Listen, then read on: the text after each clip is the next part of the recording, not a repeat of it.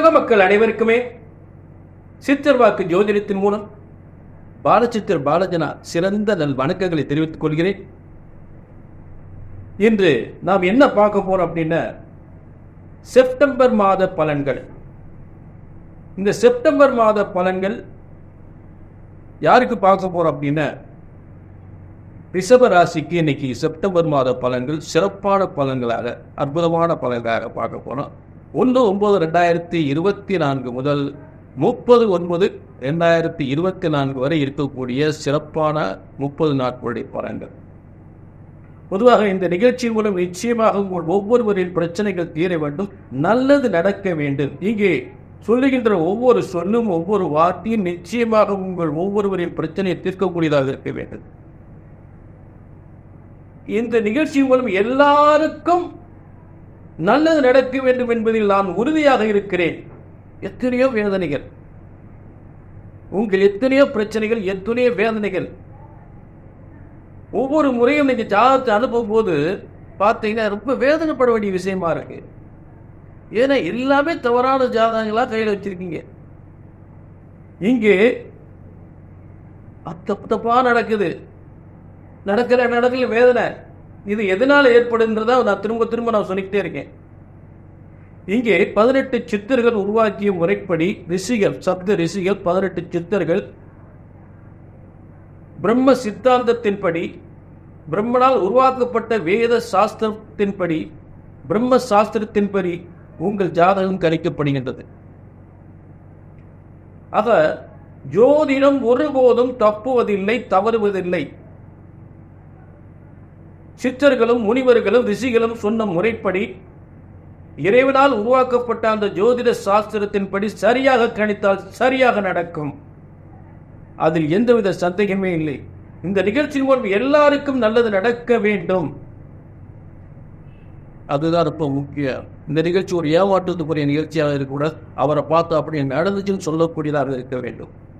இப்ப இந்த நிகழ்ச்சியின் மூலம் நிச்சயமாக உங்கள் ஒவ்வொருவரின் வாழ்க்கையும், ஒவ்வொரு குடும்பத்தினுடைய பிரச்சனைகளும் நிச்சயமாக அந்த பிரச்சனைகளாம் தீர்த்து நல்லது நடக்க வேண்டும்.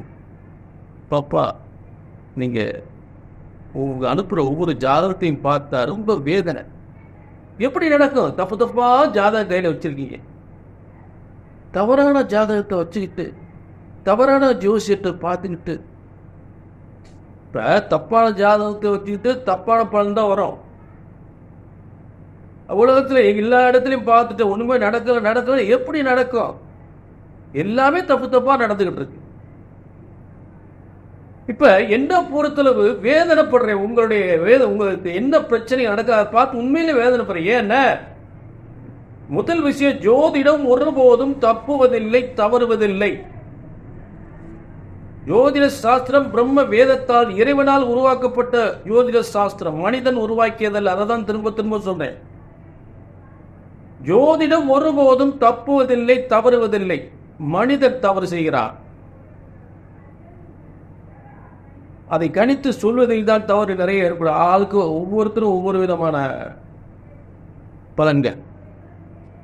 இங்கே சித்தர்களும் 18 சித்தர்களும் முனிவர்களும் சப்த ரிஷிகளும் உருவாக்கிய அந்த சித்தர்கள் உருவாக்கிய முறைப்படி, அந்த பஞ்சாங்கத்தின்படி முறையாக உங்கள் பலன்கள் சரியாக கணிக்கப்பட்டு சரியாக சொல்லப்படுகின்றது. அது எந்த மாற்றமே இல்லை. சொன்னது நடக்கும், நடந்தேயாகும், நடந்தே தீரும். எங்களுக்கு எத்தனையோ இடத்துல பார்த்துங்க, பையனுக்கு ரொம்ப கல்யாணம் முடிக்க முடியும். நாங்களும் ஒரு 25 வயசுல பையனுக்கு பொண்ணு பார்க்க ஆரம்பித்தோம். பையன் நல்லா படிச்சிருக்கான், கை நிறைய சம்பளம் வாங்குறான், நல்ல ஆளு நல்லா தான் இருக்கான். ஆனா அவன் என்ன சொல்ல, நல்ல அழகான பொண்ணு, நல்ல அழகான பொண்ணு வரும்ன்ற. அவன் எதிர்பார்ப்பு நியாயமானது. ஆனா பார்த்தீங்கன்னா பொண்ணு நல்லா இருந்துச்சுன்னா ஜாதகத்துல பொண்ணு நல்ல லட்சணமா இருக்கு, ஆனா ஜாதகத்துல பொருத்தம் இல்லை. ஜாதகம் நல்லா பொருந்தி வந்தா பொண்ணு நல்லா இல்லை. அது இருந்தா இது இல்லை, இது இருந்தா அது இல்லை. நாங்களும் 25 வயசுல இருந்து ஜாதகத்தை தூக்கி ஒவ்வொரு ஜோசியரா பார்த்து என்னென்னமோ பரிகாரம் பண்ணிட்டு இன்னைக்கு பார்த்தீங்கன்னா 35 வயசு ஆகி இந்த கொடுமை எங்கே போயிட்டு நோடுறதுங்க. 25 வயசுல பொண்ணு பார்க்க ஆரம்பிச்சு இன்னைக்கு 35 வயசு ஆகி போச்சு, கல்யாணம் முடியாது. அதில் சில பேர் இவனுக்கு 29 கல்யாணம் முடிச்சிங்க, என்ன தாரம் 2, இன்னைக்கு ஒரு தாரத்துக்கு உதவி. ஆக இப்படி பொண்ணு அழகா இருந்தா ஜாதகம் பொருந்த மாட்டேங்குது, பொண்ணு ஜாதகம் பொருந்தி இருந்தா பொண்ணு நல்லா அவனுக்கு பிடிக்க மாட்டேங்குது, இப்படியே நாள் போயிடுச்சு. இன்னைக்கு 35 வயசாச்சு. இந்த வேதனை எங்க போய் நான் சொல்றது? இங்க வாங்க, எங்கேயும் சொல்ல வேணாம், கல்யாணம் முடிஞ்சிடும். இதைத்தான் நான் உறுதி உத்தரவாதம் கொடுக்குறேன். நல்ல கவனிய, கல்யாணம் முடியணும். அதாவது ஜோதிட சாஸ்திரமே பிள்ளைகளுக்கு நல்ல படிக்கணும், நல்ல கல்யாணம் முடியணும், நல்ல வேலை கிடைக்கணும், செய்கிற தொழில் விருத்தி அடையணும், செய்கிற தொழில் நல்ல முன்னேற்றம் வரணும். ஏன் தொழில் 4 நாளுக்கு நாள் நட்டமாக போகுது, என்ன காரணம், அந்த தொழில் விருத்திக்கு என்ன பண்ணலாம், பிள்ளைகளுக்கு நல்ல தனியார் வேலை கிடைக்குமா, அரசாங்க வேலை கிடைக்குமா, வெளிநாட்டுக்கு வேலைக்கு போகலாமா, கல்யாணம் முடிஞ்சு பிள்ளைகளுக்கு அதாவது பிள்ளைக்கு ஒரே பிரச்சனையாக இருக்குது. பொம்பளை பிள்ளைய எத்தனையோ பொருத்தம் பார்த்தா கல்யாணம் முடிச்சு வச்சோம். இன்னைக்கு பொம்பளை பிள்ளை வாழ்க்கை ஒரு கேள்விக்குறியாக இருக்குது, ஒரு பிரச்சனையாக இருக்குது. இது எதனால ஏற்படும்? நல்லா தான் பொறுத்த இருக்குன்னு சொன்னாங்க. எங்க தப்பு நடக்குது? என் பிள்ளை வாழ்க்கை இப்படி ஆகி போச்சு. இந்த வேதனையெல்லாம் இந்த சித்தர் வாஸ்து ஜோதிடத்துக்கு வரக்கூடாது. அடுத்து குழந்தை இல்லாத ஒரு பிரச்சனை. இதுதாங்க ஒவ்வொரு குடும்பத்திலும் நடக்கக்கூடிய வேதனை. இத்தனை பொறுத்தருக்கு நல்லா இருக்கு அப்படின்னு கல்யாணம் முடிஞ்சு வச்சு இன்னைக்கு குழந்தை இல்லை. அப்புறம் அந்த பொருத்தம் என்ன ஆகி போச்சு? ஏன் பொருத்தம் பொய்யா? ஜோதிடம் தப்புவதில்லை. ஜோதிட சாஸ்திரம் ஒருபோதும் தப்புவதில்லை. அதை பொருத்தி கொடுக்கக்கூடிய ஜோதிடர் கையில் தான் இருக்கு ஒரு குடும்பத்தினுடைய வாழ்க்கை. ஒரு ஜோதிடத்தை நம்பியாச்சுன்னா அந்த குடும்பம் வம்ச வாரிசோடு, சொத்துக்களோடு, சுகங்களோடு சிறந்து விளங்க வேண்டும் என்றால் ஜோதிடத்தை நம்பியாச்சுன்னா அது ஜோசியர் கையில் தான் இருக்கு. நம்பியாச்சுன்னா, நம்பலையா, எடுத்த பொண்ணை பார்த்து பிடிச்சிருச்சு, கல்யாணம் முடிச்சிருப்போம், அது வேற விஷயம். ஜோதிடத்தை நம்பியாச்சுன்னா அது சரியா இருக்கணும். அப்ப இவர் தான் பொருத்தம் பார்த்து கொடுத்தாரு, இன்னைக்கு என் பிள்ளை இப்படி ஆகி போச்சுன்னு சொல்லிடக்கூடாது. அவரை பார்த்து அவர் சொந்தமாக என் பிள்ளைக்கு நல்லா இருக்கு, வாழ்க்கை சொந்தமாக சிறப்பாக இருக்கு. இதுதான் எங்களையும் வாழ வைக்கும், உங்களையும் வாழ வைக்கும். இது ரொம்ப முக்கியம். ஆக திரும்ப திரும்ப சொல்றேன், ஜோதிடம் ஒருபோதும் தப்புவதில்லை, தவறுவதில்லை. ஒரு ஜோதிடத்தின் பலன் சொன்னது நடக்கவில்லை என்றால் ஒன்று உங்கள் ஜாதகம் தவறாக இருக்க வேண்டும், இல்லை என்றால் ஜோதிடர் நான் தவறாக இருக்க வேண்டும். அந்த தவறு வரவே கூடாது. ஆக உங்கள் பிரச்சனைகள் எதுவாக இருந்தாலும் பிரம்ம வேத சாஸ்திரத்தின்படி உங்கள் ஜாதகத்தை சரியாக கணித்தால் சரியாக நடக்கும். நடந்தேயாகும், நடந்தே தீரும் என்ற உறுதி உத்தரவாதத்தோடு நிகழ்ச்சியில் நல்ல ஒரு விரிவான பலன்களை மற்ற பலன்களை பார்ப்போம். செப்டம்பர் மாதத்தில் அற்புதமான விசேஷமான நாட்கள் என்ன, ஒரு முக்கிய விசேஷ நாட்கள் என்ன, அதை பற்றி முதல்ல கொஞ்சம் பார்ப்போம். முதல்ல 2/9, அதாவது 2/9/2024 அன்று பார்த்தீங்கன்னா ஆவணி அமாவாசை. அதாவது பார்த்தீங்கன்னா இந்த எப்படி நம்ம ஆடி அமாவாசை, தை அமாவாசை அப்படின்னு நம்ம ஒரு சிறந்த விரத வழிபாடு செய்கின்றோமோ அது பிதர்களுடைய திதியை செய்வதற்காக செய்கிறோம். இப்ப இந்த ஆவணி மாதமும் ஒரு முக்கியத்துவம் வாய்ந்த ஒரு சிறந்த மாதமாக அமைகிறது. ஏனென்றால் பிதர்களுக்கு உரிய ஒரு சிறந்த அதாவது பிதுர்ஸ்தானத்துக்குரிய ஒரு கிரகம் தான் சூரியன். அவர் ஆட்சி பெறுகின்ற சிம்ம ராசியில் இந்த அமாவாசை ஏற்படுகின்றது இந்த செப்டம்பர் 2ஆம் தேதி. ஆக இதுவும் ஒரு சிறந்த வம்சத்தில் நம்ம ஏற்பட்ட நம்ம பிள்ளைகளுக்கு குடும்பத்திற்கு ஏற்பட்ட தோஷங்கள்லாம் நீங்குவதற்கு ஒரு ஆவணி அமாவாசை என்பது இந்த 2/9/2024 வருது. அதை நல்லபடியா அந்த நிவர்த்தி பண்ணிக்கலாம். சரி, அடுத்து ஆவணி 22, அதாவது அதுக்குரிய ஆங்கில தேதி பார்த்தீங்கன்னா 7/9/2024. 7/9/2024 விநாயக சதுர்த்தி.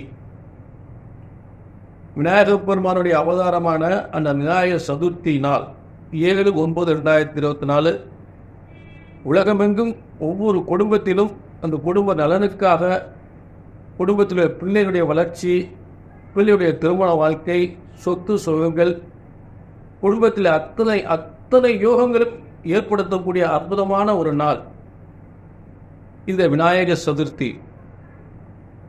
அப்படிப்பட்ட சிறப்பான நாள் வந்து ஆவணி 22/7/9/2024. அடுத்து வந்து 8/9/2024 மகாலட்சுமி விரதம். அது பெண்கள் தன் குடும்ப நலனுக்காக கொண்டாடப்படுகின்ற மகாலட்சுமி விரதம். அடுத்து 21/9/2024 21/9/2024 மகாபரணி.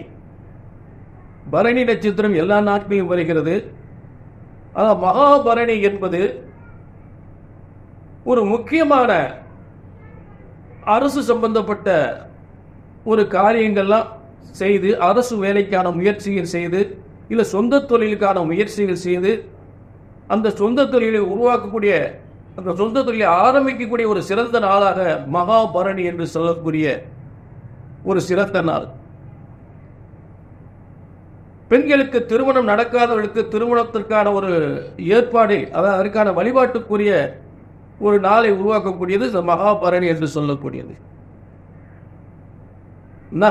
நகைக்கடைகள், ஆடை வியாபார நகைக்கடைகள்லாம் தொடங்குவதற்கு மகாபரணி சிறந்து விளங்கக்கூடியது. புதிய பதவியை ஏற்கக்கூடிய ஒரு சிறந்த நாளாக, அரசு பதவி ஏற்கக்கூடியவர்கள் யாராக இருந்தாலும் மகாபரணியில் அந்த அரசினுடைய உயர் பதவி, அரசியல்வாதிகள் ஏதாவது புதிய பதவியில் ஏற்கக்கூடிய நிலையில் இருந்தாலும் அந்த மகாபரணியில் அரசியல் சம்பந்தப்பட்ட எந்த ஒரு காரியத்தையும் ஆரம்பிக்கக்கூடிய ஒரு நாள் மகாபரணி. அதான் பரணி செய்ய பிறந்தவர்கள் தரணி கட்டி ஆழ்வார்கள் என்று சொல்லக்கூடிய மகாபரணி என்று. அன்றைய தேதி 21/9/2024. இப்ப இந்த செப்டம்பர் மாதத்துடைய சிறப்பான விசேஷ நாட்களை பற்றி பார்த்துட்டோம். இப்ப செப்டம்பர் மாத கிரக அமைப்புகள் ரிஷபராசிக்கு நம்ம பார்ப்போம். இப்ப ரிஷபராசியில் குரு, ரிஷபராசிக்கு 2ஆம் இடத்தில் செவ்வாய், ரிஷபராசிக்கு 4ஆம் இடத்தில் சூரியன் புதன், ரிஷபராசிக்கு 5ஆம் இடத்தில் சுக்கிரன் கேது, ரிஷபராசிக்கு 10ஆம் இடத்தில் சனி, ரிஷபராசிக்கு 11ஆம் இடத்தில் ராகு. அதாவது பொதுவாக வந்து ரிஷபராசியில் வந்து 11ஆம் அதிபதி, லாபாதிபதி குரு, தனகாரகன் என்று சொல்லக்கூடிய குரு இருக்கும் பொழுது நிச்சயமாக செய்த தொழில், வியாபாரம், உத்தியோகத்தில் நல்ல முன்னேற்றம் அடைந்து நினைத்த மாதிரி பதவி உயர்வுகள் பெற்று அதிகமான வருமானங்கள் பெறக்கூடிய ஒரு சிறந்த தனகாரகன் இருக்கக்கூடிய காலம்தான் இந்த 11ஆம் அதிபதி என்று சொல்லக்கூடிய குரு பகவான் தனாதிபதியாக இருந்து ரிஷபராசியில் இருக்கக்கூடிய, ரிஷபராசிக்கு பல உயர்வுகளை தரக்கூடிய ஒரு இடம்தான் இந்த குரு பகவான் இருக்கக்கூடியது. அதாவது நாம் எடுக்கின்ற முயற்சிகள் பூரா வெற்றி பெறக்கூடிய இடத்துல வந்து குரு அந்த இடத்துல இருக்கிறார். உங்க ராசியில் இருந்து முதல்ல இருக்கக்கூடியது என்ன? திருமணம் 7ஆம் பார்வையாக பார்க்கும் பொழுது குடும்ப திருமணமாகவர்களுக்கு திருமணம் நடத்துவது, கணவன் மனைவிக்குள் ஏற்பட்ட பிரச்சனைகள் தீர்வது, கணவன் மனைவி இருவரும் சேர்ந்து செய்யக்கூடிய தொழில் வருமானத்தை அதிகப்படுத்துவது. புரிஞ்சுட்டீங்களா? இப்படிப்பட்ட நிலைகளில் வந்து தந்தையால், அதாவது மாதா பிதா குரு அப்படின்னு சொல்லக்கூடிய ஒரு அந்தஸ்தையும் தருவது அதே குரு தான். அதாவது தகப்பன தாய் தகப்பனால் ஏற்பட்ட நல்ல யோகம், அவங்களால் நல்ல யோகங்கள் ஏற்படக்கூடிய, அவங்களால் தடைகள் இருந்தால் அவங்க மூலமும் ஒரு சிறந்த யோகத்தை பெறக்கூடிய ஒரு ஸ்தானமாக இருக்கிறது. பெரியவர்களே ஆதரவு, அதாவது உயர்ந்த அதிகாரி ஆதரவு, பெரிய பெரிய மனிதர்களுக்கு ஒரு ஆதரவு, அரசியல் சார்ந்தவர்களுக்கு ஒரு பெரிய ஆதரவு, வியாபாரம் செய்பவர்களுக்கு ஒரு சிறந்த ஆதரவு, இப்படியெல்லாம் ஒரு சிறந்த ஆதரவோடு ஒரு சிறந்த யோகமான காலமாக இந்த செப்டம்பர் மாதம் அமைகிறது. ஏன்னா உங்களுடைய தனஸ்தானத்தில் 2ஆம் இடத்தில் அதிகாரத்துவம் வாய்ந்த ஒரு செவ்வாய் இருக்கும் பொழுது புதிய பதவி ஏற்கக்கூடிய நிலை ஏற்படும். ரிஷபராசி 2ஆம் இடத்தில் இருக்கும் பொழுது ஒரு புதிய கணவன் மனைவி இருவருக்கும் யாராவது ஒருவருக்கு நல்ல ஒரு பதவி, உயர்வு ஏற்படுத்த வாய்ப்புகள் கண்டிப்பாக ஏற்படும். ஏன்னா அதை உறுதிப்படுத்த 4ஆம் இடம் வந்து 10ஆம் இடத்துக்கு எதிர்புறம் இருக்கக்கூடிய நேர் எதிர்புறம் சப்தமஸ்தானம் என்று சொல்லக்கூடிய சூரியன் ஆட்சி பெற்று இருக்கக்கூடிய புதனோடு சேர்ந்து உங்கள் தனஸ்தானாதிபதியோடு இருக்கும் பொழுது அப்ப அதிகாரத்துவம் வாய்ந்த உத்தியோகம் உறுதியாக கிடைக்கும், சொத்துக்கள், அசையா சொத்துக்கள் கிடைக்கும், வியாபாரம் வருமானம் முன்னேற்றம் பெருகும், நினைத்த காரியங்கள்லாம் வெற்றி அடையும், உங்களுடைய பிள்ளைகளுடைய எதிர்காலம்லாம் சிறப்பாக இருக்கும் என்பதை உறுதிப்படுத்தக்கூடிய நிலையில் இந்த சூரியன் புதனும் சேர்ந்திருப்பது, தனஸ்தானத்துக்குரிய புதனும் 4ஆம் அதிபதி கேந்திர பலம், சொத்து சொகைகள், வாகன யோகங்கள் என்று சொல்லக்கூடிய அத்தனை யோகத்தை தரக்கூடிய சூரியன் ஒரு அரசு கிரகம் வேற, அரசு உத்தியோகம் விட்டு உயர்வு பெறுகின்ற நிலை, அரசு உத்தியோகத்தை முயற்சி பண்ணி பெறுகின்ற அந்த நிலை,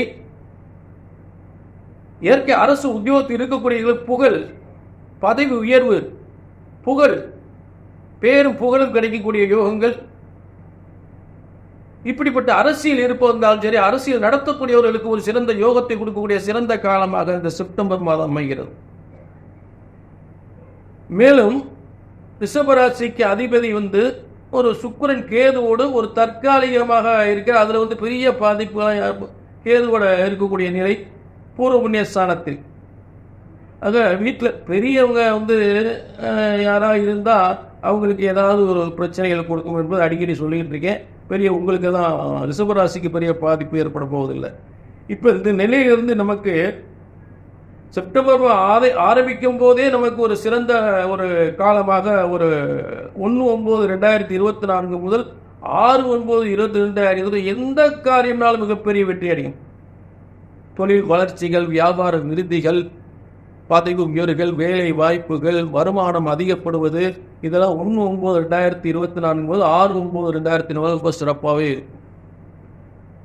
அடுத்து 19/9/2024 முதல் 6/10/2024 வரை புதன் உங்களுக்கு பூர்வ புண்ணிய ஸ்தானத்தில் ஏற்கனவே 4ஆம் இடத்துல வலிமையா இருக்கக்கூடிய சூரியனோடு புத ஆதித்யா யோகத்தில் இருக்கக்கூடிய புதன் மேலும் பூர்வ புண்ணிய ஸ்தானத்தில் வலிமை பெறும்போது மிகப்பெரிய பதவி யோகமும், சொத்து யோகமும், வியாபாரம் அதிகமாக முன்னேற்றம் பெறுவதும், வாகன யோகங்கள், சொத்து யோகங்கள் பெறக்கூடிய ஒரு சிறந்த யோகமான காலமாக, கல்வி, உயர்ந்த கல்வியை அடைந்து அதன் மூலம் ஒரு முன்னேற்றம், ஒரு பதவி பெறக்கூடிய காலங்கள், உயர்ந்த கல்வி, ஒரு IAS IPS என்று சொல்லக்கூடிய உயர்ந்த கல்வி, ஒரு டாக்டர் என்று சொல்லக்கூடிய கல்வி, சிறந்த கல்வி என வித்யாபதி என்று சொல்லக்கூடிய கல்விக்கு அதிபதி கேதுவோடு சேரும்போது மருத்துவத்துறையில் சாதிக்கலாம், ஆராய்ச்சியில் சாதிக்கலாம், விஞ்ஞான ஆராய்ச்சியில் சாதிக்கலாம். ஞானகாரகனும் வித்தைக்காரகனும் சம்பந்தப்படும் பொழுது புதிய கண்டுபிடிப்புகளில் மிகப்பெரிய வெற்றியை உருவாக்கலாம். அப்படிப்பட்ட இடத்தில் புதன் ஆட்சி பெறுகின்ற காலம் இதுதான் 19/9/2024 6/10/2024 வரை.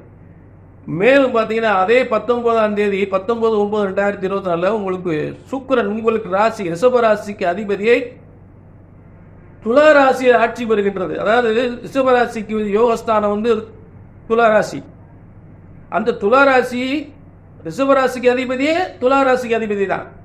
அப்ப துளாராசியில் சுக்கிரன் அவர் வீட்டிலே ஆட்சி பெறுகின்ற ஒரு அருமையான காலம்.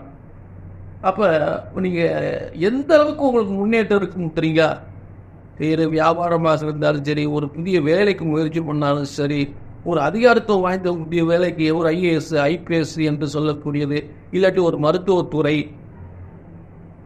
ஒரு நல்ல ஒரு மிகப்பெரிய வியாபாரங்கள், உணவுப் பொருள் சம்பந்தப்பட்டது, நகைக்கடை, ஆடை ஆபரணங்கள், இதெல்லாம் சிறந்து விளங்கக்கூடிய அருமையான காலமாக ஏற்படும்.